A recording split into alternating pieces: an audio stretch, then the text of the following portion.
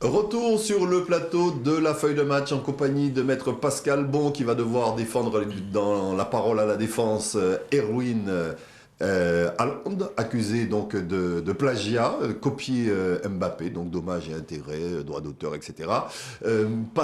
Patrice Basile est également avec nous, Ronny Béral est là. Et notre invité du soir, c'est le meilleur buteur de la saison passée du championnat de R1, Raphaël Mirval, un jeune homme, mais avec un long parcours, avec une expérience professionnelle non négligeable qu'il met au service de la solidarité scolaire, mais également de notre sélection. On poursuit le décryptage de notre grille avec vous, maître Pascal Bon, et là il s'agit de Reims qui accueille Metz. Nîmes-Strasbourg, pardon, oui. Donc le 18e Nîmes qui reçoit donc le 9e, non, le 14e, donc Strasbourg.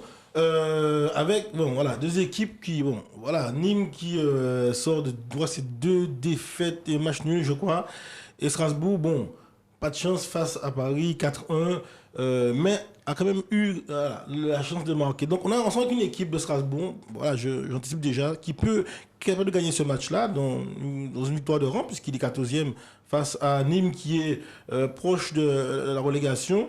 Donc ce match où il n'y aura pas de match nul à mon sens, il y aura soit une victoire de Nîmes qui va essayer de sauver dans sa tête.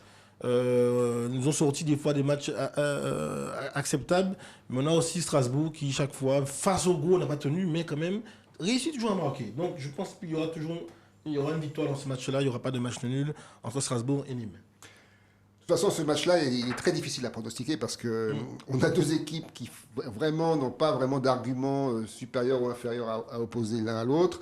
Et effectivement, on peut très bien imaginer Nîmes vainqueur comme Strasbourg. Et c'est vrai qu'en tant que parieur, si j'ai la possibilité, moi je mets 1 et 2 parce que je suis vraiment dans la capacité de dire ce qu'une équipe a de plus que l'autre. Donc c'est celle qui aura le plus envie déjà et celle qui aura trouvé les clés pour aller percer la défense de l'autre. Donc moi je préfère assurer le coup en mettant une victoire sur Nîmes ou une victoire sur Strasbourg. Moi, je vois bien un match nul, puisque bon, Strasbourg est invaincu face à Nîmes depuis le 24 novembre 2018. Nîmes n'a plus gagné en championnat depuis le 21 mars dernier face à Lille, et les Strasbourgeois ont été corrigés par le Paris Saint-Germain lors de la dernière journée. Donc, pour moi, ça sent bien le match nul. Et, je regarde un peu ce qu'en pensent les parieurs. 35% d'entre eux voient une victoire de Nîmes, 34% pardon, une victoire de Strasbourg et 31% un match nul. Donc c'est du reste assez équilibré. Donc un peu indécis cette rencontre-là. Ben moi je vois une victoire de Nîmes, hein, parce que ils ont quand même fait pas mal de mal au gros. Et ils sortent des matchs inattendus par moment. Et je sens que demain, ils vont faire un bon match face à... On verra donc s'il y a une lueur d'espoir encore pour Nîmes pour se maintenir en Ligue 1. Avec un peu de précipitation, donc je reviens au match que j'annonçais tout à l'heure.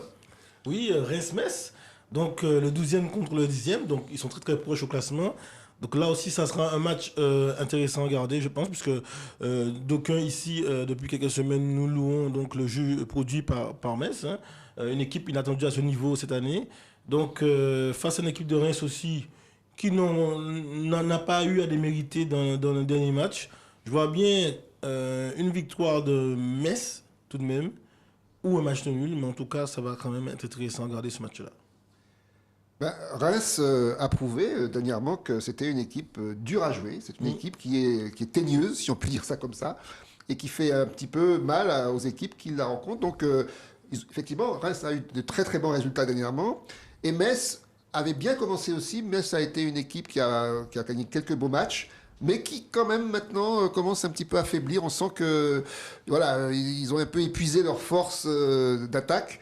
Et malgré Antonioni, qui est leur coach, j'ai l'impression qu'aujourd'hui, ils sont un petit peu dans les équipes qui descendent justement en termes de vigueur.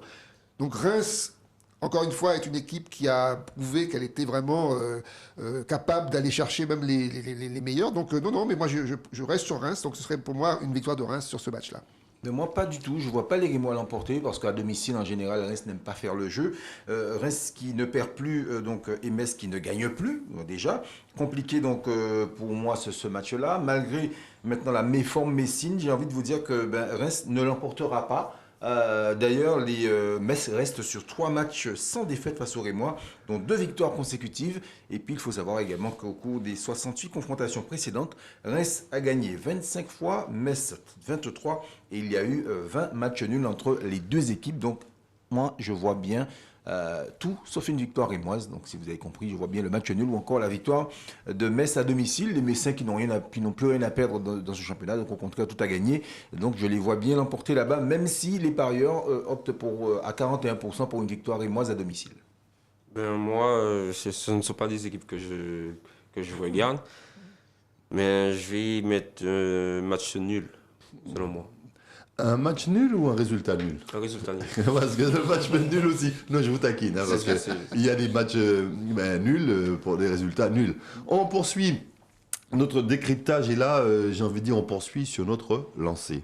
Effectivement, jeu de mots voilà, de circonstances pour l'équipe de Lens. Hein. Brest-Lens, le 6e contre le 5e. Voilà, je ne peux qu'abdiquer sur la bonne forme de Lens, n'en déplaise à nous supporters un Marseillais. Allez, 4-0 encore. Voici une équipe qui continue sous sa lancée. En face, on a une équipe de Brest qui n'en démérite pas. Hein. Un match nul et une défaite. On sait bien que c'est costaud derrière. C'est pas très affûté devant, mais c'est quand même assez costaud. Il livre des matchs assez sérieux. Peut-être que c'est ce manque d'efficacité devant qui font cette place de 16e. Donc j'espère un match nul, mais on peut compter quand même sur une victoire de Lens, même à l'extérieur. Alors voilà une équipe qui surprend agréablement depuis que ce championnat a commencé. C'est Lens, effectivement, qui n'arrête pas de gagner. Dernièrement, ils ont encore enchaîné plusieurs victoires de suite. Une équipe de Lens qui arrive quand même de Ligue 2. Alors j'ai essayé de comprendre un peu la raison du pourquoi et j'ai retrouvé un petit peu une sorte de cohérence avec PSG parce que c'est une équipe en fait qui est extrêmement collective, Lens. C'est un groupe qui se bat pour la même chose et c'est ça qui fait leur force, visiblement. Je ne sais plus quelle équipe ils ont dérouillé à 4-1 la semaine dernière, mais c'est vrai que moi aujourd'hui, sur un match contre Brest, je mets Lens gagnant sans aucun problème. C'est Lorient. C'est Lorient. Ouais. Ben voilà. Donc mais Lens aujourd'hui, franchement, c'est la surprise de l'année. Oui, c'est vrai que c'est une belle équipe à avoir joué. Le 31 octobre 2016, c'est la date de la dernière victoire lensoise, cela dit, il faut le savoir, en termes brestoises. Les deux équipes évoluaient alors à ce moment-là en Ligue 2, mais il faut l'avouer, l'Europe donne des ailes à ses saints et or. Brest n'a gagné aucun de ses 5 derniers matchs avec un bilan de 2 buts marqués et de 8 buts encaissés, donc ça ne va pas très fort du côté de Brest. Les Lensois, eux, n'ont plus perdu en championnat depuis le 23 janvier dernier, donc ils sont sur une belle dynamique. Ça fait une série quand même de 10 matchs sans défaite. C'est à prendre en considération quand on sait que Lens maintenant voit s'ouvrir les voies de l'Europe devant elle, donc forcément cette équipe lensoise va aller chercher l'Europe et ça passe par forcément une victoire chez les Brestois. Voilà. Je vais confirmer, pour moi, Lens, c'est une très bonne équipe. Ils jouent ensemble, ils se battent ensemble, et ça s'est vu durant tout le championnat. Et je pense qu'ils vont gagner sans problème. Moi, si je peux me permettre, vous dire, je reviens juste un peu en arrière sur la rencontre de Reims. Sachez également, messieurs, qu'en termes de petite info, l'entraîneur, Guillon, a annoncé aux joueurs rémois qu'il va quitter le club en fin de saison. Donc si ça peut ça peut déstabiliser. En revanche, en Italie, ça va être chaud entre l'Atalanta et la Juve. Un point les sépare. Ah oui, un point les sépare et j'ai envie de dire c'est le match du week-end. Avec le bon siège et les pop-corn, je pense que c'est un match à ne pas rater.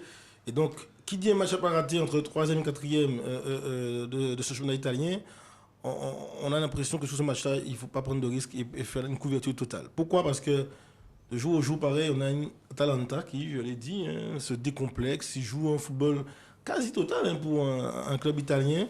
Donc, capable d'en prendre, capable d'en mettre. Et avec une Juventus qui a besoin de aussi se rassurer en tant que 3e sous cette place européenne ou pré-Champions League, il faut aussi que la Juventus puisse profiter de ses Chiesa, de Cristiano, malgré les tourmentes. En tout cas, il faut que la Juve puisse enfoncer le clou. Et en même temps, je l'ai dit, Atalanta, c'est très très intéressant à regarder. Ils ne sont pas 4e par hasard, donc couverture totale sur ce match-là. Moi, je dis que c'est le match de cette grille. C'est vraiment le match de cette grille parce qu'on a deux équipes qui ont gagné tous leurs matchs depuis trois journées, je crois. Donc on est vraiment sur une confrontation d'équipes qui sont là pour gagner à 100%. Et je vais rejoindre mon ami Pascal, couverture totale sur ce match, parce que impossible de savoir qui l'emportera d'une Juventus qui effectivement a une notoriété, qui a une image d'une équipe qui aurait dû normalement être dans les premiers du championnat italien, et Atalanta qui depuis quelque temps devient une grande équipe tout simplement. Ils ont fait la Champions League l'année dernière, ils ont failli sortir le PSG, donc ils commencent vraiment à devenir une sérieuse équipe. Donc je dirais choc, effectivement, comme dit Pascal. Mais moi, en tant que parieur, je mets la couverture là-dessus aussi. Moi, c'est vrai que c'est un match indécis entre l'Atalanta et la Juventus. Alors, les Bergamasques surfent sur une vague de 4 victoires d'affilée. La Juve a remporté ses 2 derniers matchs. En championnat, les 2 équipes se sont affrontées à 122 reprises. Ça fait beaucoup quand même. Il y a une longue histoire entre l'Atalanta et la Juventus. La Juve, c'est 65 victoires. Il y a eu 13 victoires seulement, quand même, pour l'Atalanta de Bergame. Et il y a eu entre les 2 équipes 44 matchs nuls. En championnat, la dernière victoire de Bergame remonte au 3 février 2001. Donc il y a 20 ans que les Bergamasques n'ont pas battu la Juventus de Turin. Donc 20 ans de disette. C'est peut-être l'heure d'y mettre un terme. Mais en même temps, il y a cette vieille dame qui est là, qui a quelques rythmes mais qui ne vieillit pas pour autant. Et ça fait de cette rencontre une rencontre très très indécise. Donc voilà, je conseille également la couverture complète. Pour moi, ça sera un match très compliqué. Bon, la Juventus, quand même, a des nombreux atouts offensifs, dont Ronaldo, Chiesa, Morata. Mais l'Atalanta, c'est connu en Italie pour une équipe très joueuse et qui ne lâche rien et qui font souvent des gros coups face aux grandes équipes. Et pour moi, la Juventus, quand même, l'emporte. On sent qu'il regarde cette équipe-là. autant reste Messi, il ne connaissait pas, mais la Juve, il connaît. Je pense que la Juve l'emporte. On va rester sur la Série A, le Calcio, pour ce qui pourrait être la marche triomphale, début de la marche triomphale pour l'Inter. Oui, Rudy, attention quand même à ce match piège. Moi, vous savez bien, je vous parle tout le temps d'Insigne, vous parle de Naples qui joue au football intéressant, bon, parfois qui passe à côté. Bon, une défaite de rang face à la Juve 2-1 dernièrement, mais derrière, donc face à la Samp, j'ai gagné 2-0. Donc j'ai une équipe pour pouvoir un peu troubler celui qui a le costume et la casquette de champion. Donc à Lukaku et les siens de me faire mentir et d'enlever tout doute parce qu'ils font effectivement un parcours intéressant qui mériterait d'être pérennisé par une victoire face au Napoli. Oui, je ne sais pas si c'est Lukaku qui fait qu'aujourd'hui l'Inter de Milan est une équipe qui domine le championnat italien de la tête et des épaules. Ronny, vous allez me contredire, mais je crois qu'ils ont gagné tous leurs matchs depuis au moins 10 rencontres, l'Inter de Milan. Donc c'est vraiment une équipe aujourd'hui qui, c'est plus un TGV, c'est un avion qui écrase ce championnat. Donc je ne vois pas qu'est-ce que Naples aujourd'hui va pouvoir faire contre l'Inter de Milan qui vraiment est parti pour le mal. Donc moi c'est Inter de Milan sans aucun problème. Ouais, l'Inter de Milan qui se déplace sans pression face à Naples avec en prime une série d'investibilité de 3 rencontres. Les Nerazzurri, on peut le dire, taille patron, puisque ce sont les leaders de la Serie A qui filent vers je crois que ce sera leur 19e Scudetto. Ils ne perdront pas, pour moi, à Naples. Il y aura soit un match nul, soit une victoire de l'Inter, mais une chose est sûre, c'est que l'Inter ne perdra pas à Naples. Je vais rester quand même sur votre avis. Selon moi, l'Inter va pas perdre à Naples parce que les grandes équipes ont pas mal de chance. Et on a vu à pas mal de fois, à pas mal de reprises que l'Inter a sorti des buts à la dernière minute. Et je pense que Naples, c'est une très bonne équipe, mais selon moi, Naples peut faire un match nul, selon moi. Alors je précise bien que quand j'ai dit série de 3 victoires d'affilée, c'était dans des confrontations directes face à Naples. Voilà. 3 victoires face à Naples. Maintenant, l'Inter n'a plus perdu en championnat depuis le 6 janvier 2021. Donc ça fait très longtemps. Ah ouais. Très bien, on avait compris, mais la précision est importante. Merci Ronny, on va rester avec ce championnat italien. En revanche, si l'Inter, ça va bien, pour le Torino, c'est juste au-dessus de la ligne de flottaison. Alors ça, si on regarde juste, on va dire, le caractère un peu imparfait juste du classement et des chiffres. Mais en tout cas, depuis quelque temps, Là, voilà, ils se font plaisir, Torino. C'est une victoire, je crois, ou 2 victoires contre l'Udinese et contre une équipe encore mieux placée qu'eux. Ils jouent au ballon. Alors moi, je pense que l'AS Roma, avec quoi que c'est les Deco, Pedro et compagnie, peuvent gagner ce match-là. Mais moi, je pense que ça fait 2 ou 3 fois que Torino, de manière décomplexée, nous font de super matchs. Comme si, de leur 17e place, ils n'avaient plus rien à perdre, ils ont envie de jouer au ballon, voilà, finir en beauté. Et donc, attention au Torino, ça peut être l'une des surprises de cette grille. Oui, c'est vrai, Maître Bon a raison. Ça peut être une surprise, mais aussi c'est un match qui va être compliqué à pronostiquer parce que Torino, avouons-le, ne fait pas une très bonne saison, même une très mauvaise saison. L'AS Rome, c'est une équipe de moyenne classe qui fait des bons matchs, mais qui a du mal avec les grandes équipes. Donc, moi, en tant que parieur, j'ai du mal à voir un petit peu ce que ça va donner, mais je préfère donner ma préférence à Rome, parce que Torino, aujourd'hui, ils n'ont plus grand-chose à perdre, et aujourd'hui, pas grand-chose non plus à gagner. Donc, je préfère dire Rome et pronostiquer une victoire de Rome. Voilà. Ouais, la Roma qui possède 2 fois le nombre de points de son adversaire du jour, ça vous l'avez remarqué, les Romains sont 7e, donc ils veulent forcément s'assurer un destin européen et ça passe par une victoire, une 3e victoire consécutive face à des Turinois qu'ils avaient battus, donc qu'ils ont déjà battu 2 fois les 2 dernières fois qu'ils se sont rencontrés, donc pourquoi pas la passe de 3, jamais 2 sans 3 pour l'AS Roma, donc victoire de l'AS Roma ou mieux un petit match nul pour le Taureau. Pour moi, c'est victoire pour la Roma. À Torino, c'est Belotti qui pose problème à pas mal d'équipes. Mais quand on arrive à cerner Belotti, je pense que le Torino, c'est quand même mort. Et j'ai quand même 2 confrères qui jouent à la défense de Rome, qui a quand même été, que j'ai été formé avec eux, dont Mancini et Spinazzola, qui tiennent quand même la défense et je leur fais confiance. Le temps que vous avez passé là-bas, vous avez appris l'italien? Si. Non, j'ai entendu l'action de Spinazzola. Je m'en sors bien. Ouais.